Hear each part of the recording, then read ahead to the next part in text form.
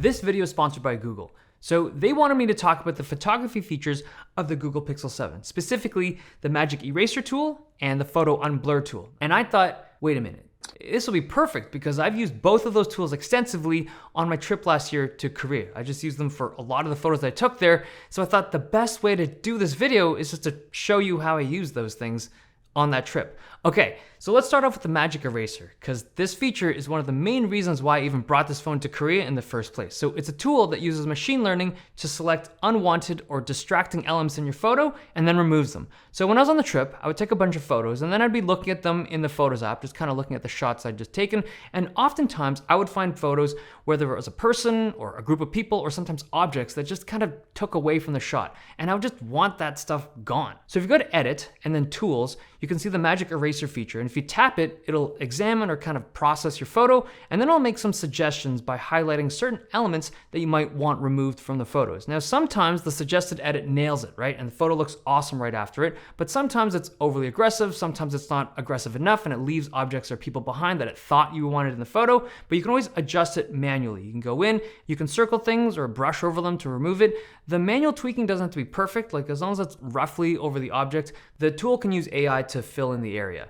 It can sometimes leave some visual imperfections, but you're not pixel peeping your vacation photos, right? These are for memories, and they're just better memories with cleaned up photos. But overall, I find this Magic Eraser tool to be really useful because oftentimes you just cannot take shots of stuff out there without a bunch of people in the scene just kind of photobombing your shots. It's not intentional, right? It's just the way that popular places are. There's a lot of people. And with this tool, you can clean up a lot of photos with just a couple of taps right on your phone. You don't need any kind of third-party downloads. And that's the thing, right? You can do a lot of this stuff using like Photoshop on a computer or just other apps you get on your phone. But to have it baked into your phone on the stock Google Photos app, it's so convenient. It's not perfect, like sometimes it can leave behind some artifacts, and if you magic erase the same spot over and over again, it can start to look a little weird, but more often than not, you'll be able to use it to clean up images. And it's non-destructive in the sense that if you make any edits, you can always undo it, and even when you save that finalized edit, it saves it as a new file. It doesn't overwrite the original. There's also a camouflage app in there, so you can use it to change the colors of specific objects so they don't stand out as much.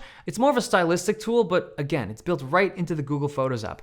Okay, the other feature that's really awesome is the Photo Unblur tool. So this takes a blurry image and then it tries to reconstruct it using AI to make it a little bit sharper.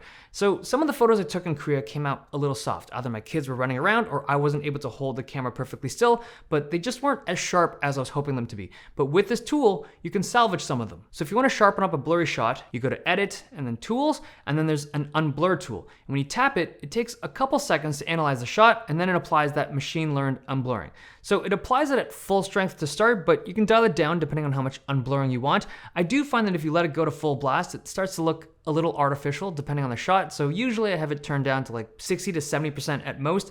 Now sometimes the unblurred shots come out awesome, like this one. This is one of my favorite pics from the trip and was salvaged from Photo Unblur. But sometimes, like this image here, there's no hope. The original image was just so cooked that there's no way you can save it. But again, these tools are baked right into the phone. I think that's like the best feature, right? You're already on your phone in the Google Photos app looking at photos anyway. And if you see something that just looks a little bit out of place and you just want some tweaking, the tools are right there. The Photo Unblur or the Magic Eraser tool, or sometimes both at the same time if you need them. They're very powerful tools.